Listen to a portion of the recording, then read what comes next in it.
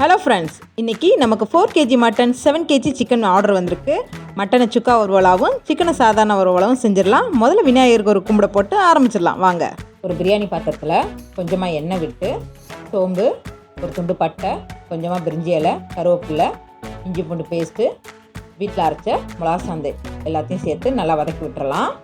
இது கூட சின்ன வெங்காயம், பொடியாக நறுக்கின தக்காளியை சேர்த்து நல்லா கிண்டுன்னு கிண்டி விட்டுறலாம்.